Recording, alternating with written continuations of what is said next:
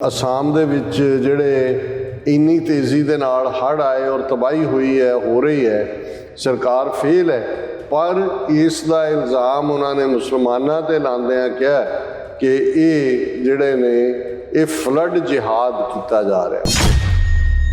ਜਿੱਥੋਂ ਬੰਦ ਟੁੱਟੇ ਨੇ ਮੁਸਲਮਾਨ ਆਬਾਦੀਆਂ ਸੀ ਕਿ ਜੀ ਇਹਨਾਂ ਨੇ ਜਾਣ ਬੁੱਝ ਕੇ ਇਹਨਾਂ ਨੂੰ ਤੋੜ ਕੇ ਇਹ ਜਿਹੜਾ ਫਲੱਡ ਜਿਹਾਦ ਸ਼ੁਰੂ ਕੀਤਾ। ਉਹਨਾਂ ਨੇ ਫਿਰ 4 ਜਿਹੜੇ ਮੁਸਲਮਾਨ ਨੇ ਉਹ ਗ੍ਰਿਫਤਾਰ ਕੀਤੇ ਕਿ ਜੀ ਤੁਸੀਂ ਫਲੱਡ ਜਿਹਾਦ ਕਰ ਰਹੇ ਹੋ, ਤੁਸੀਂ ਇਸ ਨੂੰ ਤੋੜਿਆ।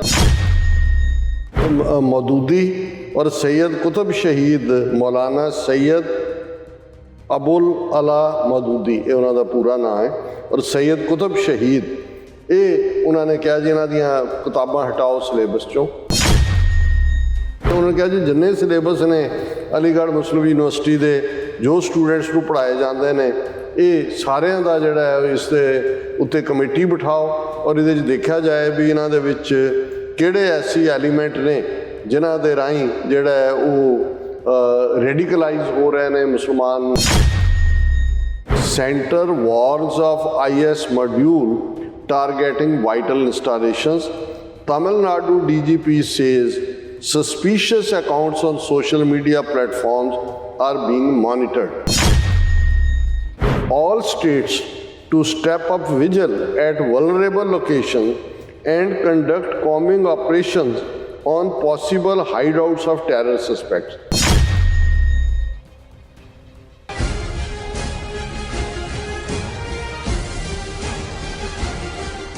ਦਰਸ਼ਕੋ, ਬ੍ਰੇਕ ਬਾਅਦ ਤੁਹਾਡਾ ਸਭ ਦਾ ਭਰਪੂਰ ਸਵਾਗਤ ਹੈ। ਸੋ ਵਿਊਅਰਸ, ਪ੍ਰੋਗਰਾਮ ਨੂੰ ਹੋਰ ਅੱਗੇ ਵਧਾਉਂਦੇ ਹਾਂ। ਅੱਜ ਦੇ ਦੂਸਰੇ ਅਹਿਮ ਇਸ਼ੂ ਦੇ ਨਾਲ, ਉਸ ਦੇ ਵਿੱਚ ਆਪਾਂ ਗੱਲਬਾਤ ਕਰਨ ਜਾ ਰਹੇ ਹਾਂ ਕਿ RSS ਵੱਲੋਂ ਭਾਰਤ ਵਿੱਚ ਮੁਸਲਮਾਨਾਂ ਦੇ ਖਿਲਾਫ ਨਫ਼ਰਤ ਭਰਿਆ ਜਿਹੜਾ ਪ੍ਰਚਾਰ ਹੈ ਉਹ ਲਗਾਤਾਰਤਾ ਨਾਲ ਜਾਰੀ ਹੈ। ਸੋ ਭਾਰੀ ਬਾਰਿਸ਼ਾਂ ਹੋਣ ਕਰਕੇ ਅਸਾਮ ਸੂਬੇ ਦਾ ਕਾਫੀ ਵੱਡਾ ਹਿੱਸਾ ਹੜ੍ਹਾਂ ਦੀ ਮਾਰ ਹੇਠ ਹੈ ਔਰ ਸੋਸ਼ਲ ਮੀਡੀਆ ਰਾਹੀਂ ਹਿੰਦੂ ਆਬਾਦੀਆਂ ਵਿੱਚ ਆਏ ਹੜ੍ਹ ਲਈ ਜਿਹੜੇ ਮੁਸਲਮਾਨਾਂ ਨੂੰ ਦੋਸ਼ੀ ਦੱਸਿਆ ਜਾ ਰਿਹਾ ਔਰ ਕਿਹਾ ਜਾ ਰਿਹਾ ਹੈ ਕਿ ਮੁਸਲਮਾਨਾਂ ਨੇ ਹੁਣ ਹਿੰਦੂਆਂ ਦੇ ਖਿਲਾਫ ਹੜ੍ਹ ਜਿਹਾਦ ਸ਼ੁਰੂ ਕਰ ਦਿੱਤਾ ਹੈ। ਸੋ ਇਸ ਬਾਰੇ ਆਪਾਂ ਗੱਲਬਾਤ ਕਰਨ ਜਾ ਰਹੇ ਹਾਂ। ਸੋ ਅਸੀਂ ਚਾਹਾਂਗੇ ਕਿ ਤੁਸੀਂ ਇਸੇ ਤਰ੍ਹਾਂ ਬਣੇ ਰਹਿਣਾ। ਦੇਖਣ ਸੁਣ ਲਈ ਲਿਖਣ ਲਈ ਤੁਹਾਡਾ ਸਭ ਦਾ ਬਹੁਤ ਬਹੁਤ ਧੰਨਵਾਦ ਜੀ। ਡਾਕਟਰ ਸਾਹਿਬ, ਕੀ ਕਹਿਣਾ ਚਾਹੋਗੇ?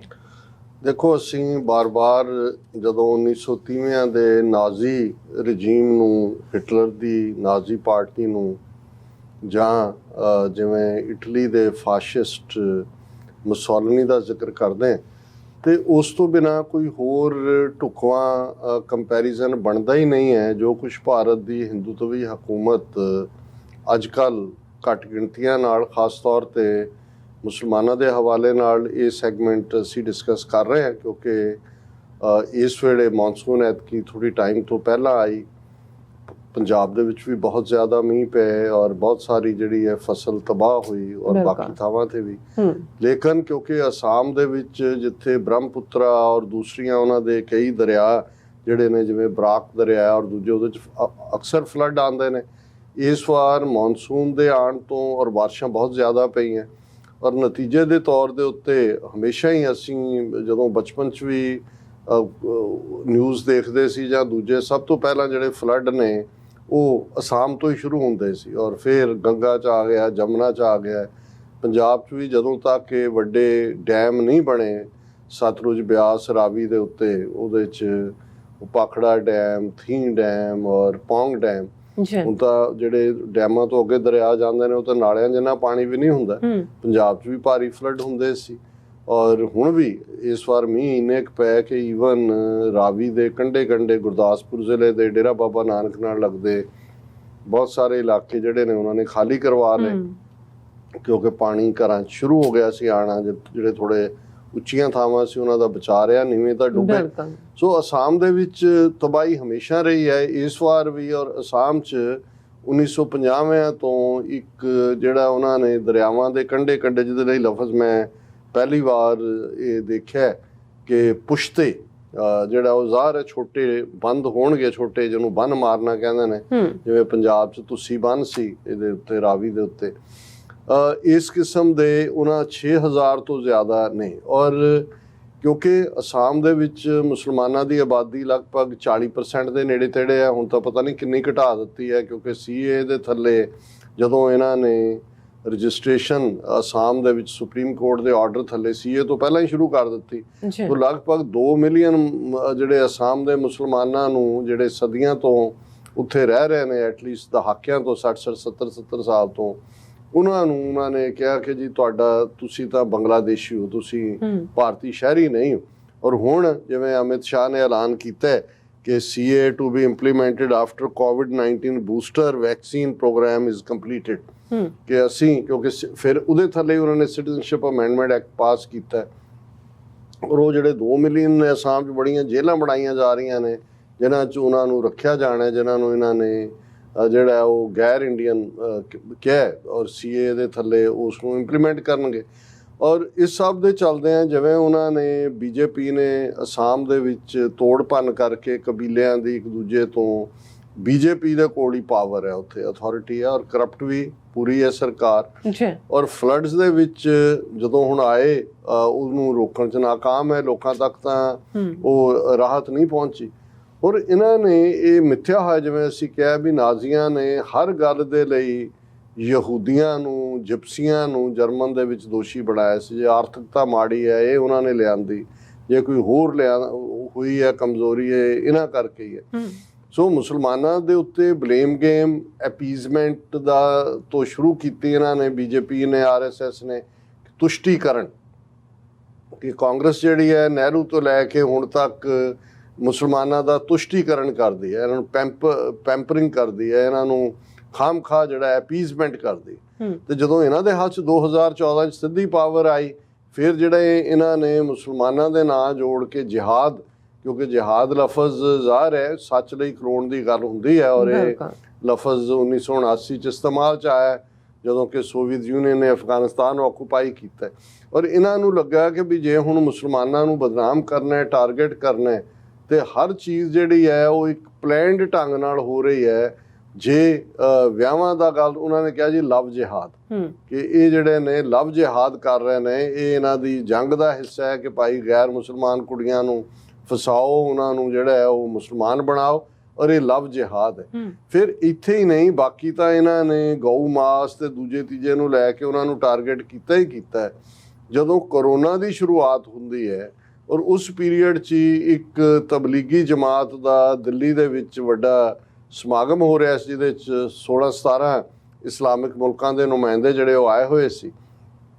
ਔਰ ਬੜੀ ਚਲਾਕੀ ਦੇ ਨਾਲ ਇਹਨਾਂ ਨੇ, ਕਿਉਂਕਿ ਉਸੇ ਪੀਰੀਅਡ 'ਚ ਕੋਵਿਡ ਫੈਲਿਆ, ਔਰ ਇਹਨਾਂ ਨੇ ਉਸ ਨੂੰ ਕੋਵਿਡ ਜਿਹਾਦ ਦਾ ਨਾਂ ਦਿੱਤਾ ਕਿ ਇਹ ਮੁਸਲਮਾਨਾਂ ਵੱਲੋਂ ਜਾਣ ਬੁੱਝ ਕੇ ਇਹ ਕੀਤਾ ਗਿਆ ਤਾਂ ਕਿ ਕੋਵਿਡ ਜਿਹਾਦ ਦੇ ਨਾਲ ਹਿੰਦੂਆਂ ਨੂੰ ਮਾਰਿਆ ਜਾ ਸਕੇ।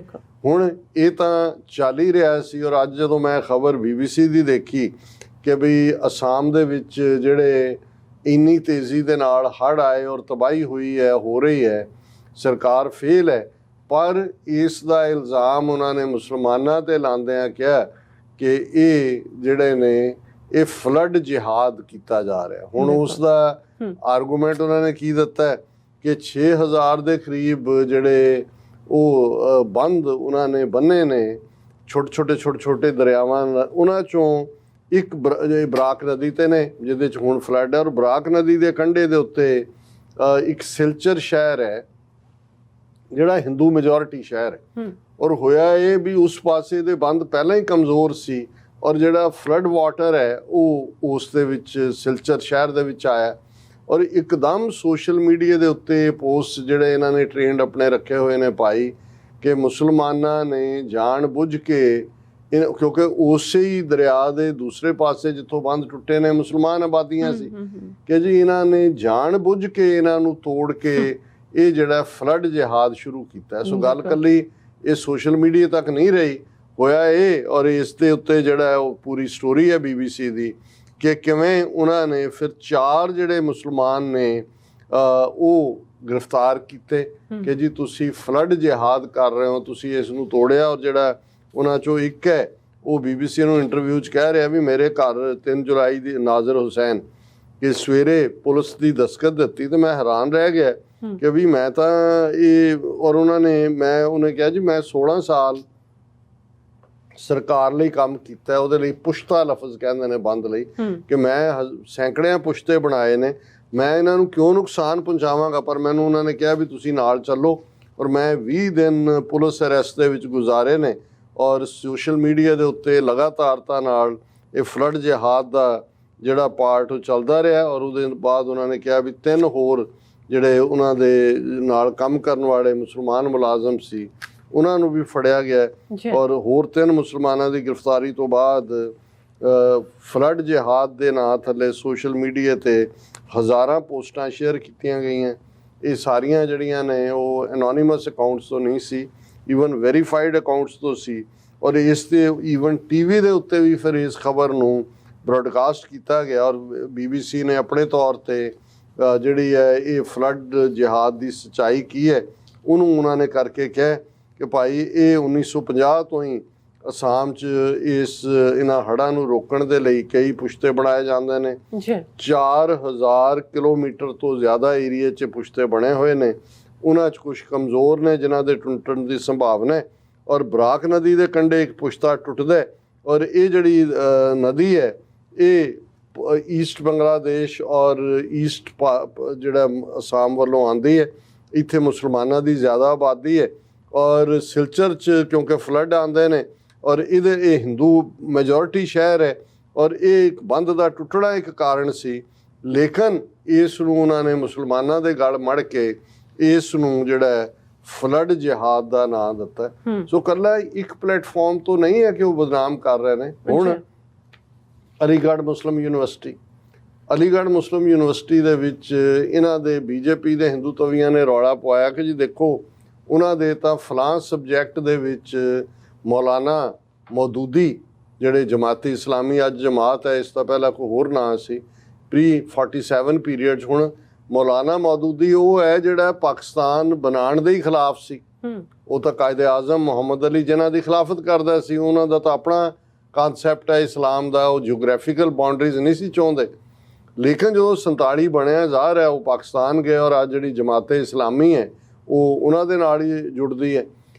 ਹੁਣ ਇਹਨਾਂ ਨੂੰ ਈਵਨ ਉਸ ਮੌਲਾਨਾ ਮੌਦੂਦੀ ਦੇ ਨਾਲ ਵੀ ਜਿਹੜਾ ਇਸਲਾਮ ਦਾ ਬਹੁਤ ਵੱਡਾ ਸਕਾਲਰ ਹੈ, ਉਹਨਾਂ ਦੀ ਕਾਮੈਂਟਰੀ ਕੁਰਾਨ ਮਜੀਦ ਦੇ ਉੱਤੇ ਦੁਨੀਆ ਭਰ ਦੇ ਵਿੱਚ ਪੜ੍ਹੀ ਜਾਂਦੀ ਹੈ। ਪਰ ਹਿੰਦੂਆਂ ਨੇ ਇਤਰਾਜ਼ ਕੀਤਾ, ਹਿੰਦੂ ਤਵੀਆਂ ਨੇ, ਕਿ ਜੀ ਇਹ ਮੌਲਾਨਾ ਮੌਦੂਦੀ ਔਰ ਸੈਯਦ ਕੁਤਬ ਸ਼ਹੀਦ, ਹੁਣ ਇਹ ਸੈਯਦ ਕੁਤਬ ਵੀ ਇਜਿਪਸ਼ੀਅਨ ਜਿਸ ਨੇ ਕਦੇ ਜਦੋਂ ਨਾਸਰ ਨੇ ਇਜਿਪਟ ਦੇ ਵਿੱਚ ਰੈਵੋਲੂਸ਼ਨ ਲਿਆਂਦਾ, ਤਬਦੀਲੀ ਲਿਆਂਦੀ, ਉਦੋਂ ਉਹਦਾ ਸਾਥੀ ਸੀ। ਪਰ ਕੁਤਬ ਨੇ ਦੇਖਿਆ ਵੀ ਇਹ ਇਸਲਾਮਿਕ ਵੈਲਿਊਜ਼ ਦੇ ਮੁਤਾਬਕ ਤਾਂ ਇਹ ਚੱਲ ਨਹੀਂ ਰਿਹਾ। ਨਾਸਰ ਉਹਨੇ ਉਹਦੀ ਸਪੋਰਟ ਨਹੀਂ ਕੀਤੀ ਔਰ ਬਾਅਦ ਦੇ ਵਿੱਚ ਉਹਨੇ ਆਪਣੀ ਮੂਵਮੈਂਟ ਇਸਲਾਮਿਕ ਬ੍ਰਦਰਹੁੱਡ ਦੇ ਥੱਲੇ ਉਹ ਸਾਰੇ ਦੀ ਸ਼ੁਰੂਆਤ ਕੀਤੀ ਔਰ ਬਾਅਦ 'ਚ ਇਹਨੂੰ ਫੜ ਕੇ ਜਿਹੜਾ ਫਾਂਸੀ 'ਤੇ ਲਾ ਦਿੱਤਾ ਗਿਆ। ਬਹੁਤ ਵੱਡਾ ਸਕਾਲਰ ਹੋਇਆ ਹੈ ਕਿਉਂਕਿ ਇਜਿਪਟ ਦੇ ਵਿੱਚ ਵੀ ਜੇ ਇਸਲਾਮ ਦੇ ਹਵਾਲੇ ਨਾਲ ਗੱਲ ਕਰੀਏ ਤੇ ਵੱਡੇ ਵੱਡੇ ਉਹਨਾਂ ਦੀ ਇਸਲਾਮ ਦੀ ਇੱਕ ਵੱਡੀਆਂ ਯੂਨੀਵਰਸਿਟੀ 'ਚੋਂ ਕਾਇਰੋ ਯੂਨੀਵਰਸਿਟੀ ਰਹੀ ਹੈ। ਹੁਣ ਇਹ ਮੌਦੂਦੀ ਔਰ ਸੈਯਦ ਕੁਤਬ ਸ਼ਹੀਦ ਮੌਲਾਨਾ ਸੈਯਦ ਅਬੁਲ ਅਲਾ ਮੌਦੂਦੀ, ਇਹ ਉਹਨਾਂ ਦਾ ਪੂਰਾ ਨਾਂ ਹੈ, ਔਰ ਸੈਯਦ ਕੁਤਬ ਸ਼ਹੀਦ, ਇਹ ਉਹਨਾਂ ਨੇ ਕਿਹਾ ਜੀ ਇਹਨਾਂ ਦੀਆਂ ਕਿਤਾਬਾਂ ਹਟਾਓ ਸਿਲੇਬਸ 'ਚੋਂ। ਔਰ ਹੁਣ ਇਸ ਵੇਲੇ ਇੰਨਾ ਖੌਫ ਪੈਦਾ ਹੋਇਆ ਹੈ ਕਿ ਅਲੀਗੜ੍ਹ ਮੁਸਲਿਮ ਯੂਨੀਵਰਸਿਟੀ ਨੇ ਕਿਹਾ ਜੀ ਠੀਕ ਹੈ ਇਹ ਆਪਸ਼ਨਲ ਸਬਜੈਕਟ ਹੈ ਪਰ ਅਸੀਂ ਇਹਨਾਂ ਦੋਨਾਂ ਦੇ ਜਿਹੜੇ ਇਹਨਾਂ ਦੀਆਂ ਕਿਤਾਬਾਂ ਨੇ ਇਸ ਸਿਲੇਬਸ 'ਚੋਂ ਹਟਾ ਰਹੇ। ਤੇ ਜਿਉਂ ਹੀ ਇਹ ਖਬਰ ਆਈ ਤੇ ਉਹਨਾਂ ਨੇ ਕਿਹਾ ਦੇਖੋ ਜੀ ਹਿੰਦੂ ਤਵੀਆਂ ਨੇ ਰੌਲਾ ਪਾਇਆ ਔਰ ਇਹ ਲੈਟਰ ਪਬਲਿਕਲੀ ਉਹਨਾਂ ਨੇ ਲਿਖਿਆ ਕਿ ਬਈ ਜਿਹਦੇ 'ਚ 22 ਪ੍ਰੋਫੈਸਰ ਔਰ ਐਕਟਿਵਿਸਟ ਸੀ, ਮਧੂ ਕਿਸ਼ਵਾਰ ਉਹਨੂੰ ਲੀਡ ਕਰ ਰਹੇ ਸੀ, ਕਿ ਬਈ ਇਹ ਜਿਹੜਾ ਇਹਨਾਂ ਨੂੰ ਪਾਬੰਦੀ ਲਾਓ।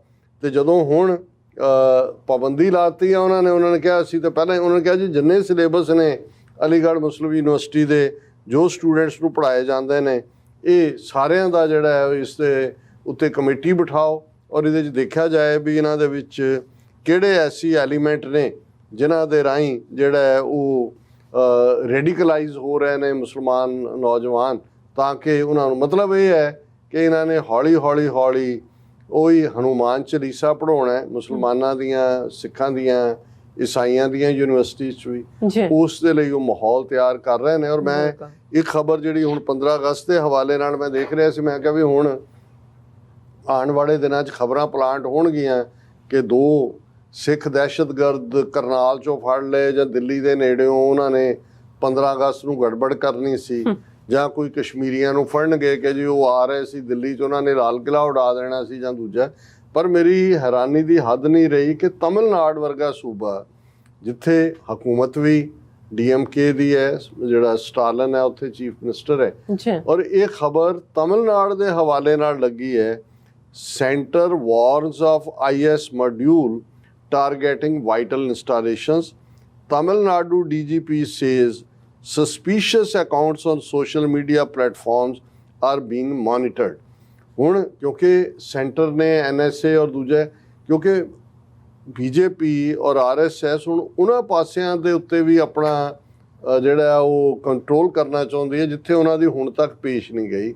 ਉਹਨਾਂ 'ਚ ਤਮਿਲਨਾਡੂ ਹੈ, ਉਹਦੇ 'ਚ ਵੈਸਟ ਬੰਗਾਲ ਹੈ, ਉਹਦੇ 'ਚ ਕੇਰਲ ਹੈ, ਕਿਉਂਕਿ ਕਰਨਾਟਕਾ 'ਚ ਸਾਊਥ ਦੀ ਸਟੇਟ ਤੇ ਉਹਨਾਂ ਨੇ ਆਪਣਾ ਕਬਜ਼ਾ ਬਣਾਇਆ ਹੋਇਆ, ਆਂਧਰਾ 'ਚ ਵੀ ਹੈ, ਤਮਿਲਨਾਡੂ, ਕੇਰਲਾ ਔਰ ਵੈਸਟ ਬੰਗਾਲ। ਹੁਣ ਵੈਸਟ ਬੰਗਾਲ 'ਚ ਉਹਨਾਂ ਨੇ ਉਹਦੇ ਮਮਤਾ ਬੈਨਰਜੀ ਦੇ ਇੱਕ ਮਿਨਿਸਟਰ ਨੂੰ ਕਾਬੂ ਕਰਕੇ ਕਰੋੜਾਂ ਰੁਪਏ ਬਰਾਮਦ ਕਰਕੇ ਉਹਨੂੰ ਔਨ ਦਾ ਡਿਫੈਂਸਿਵ ਕਰ ਦਿੱਤਾ ਹੈ।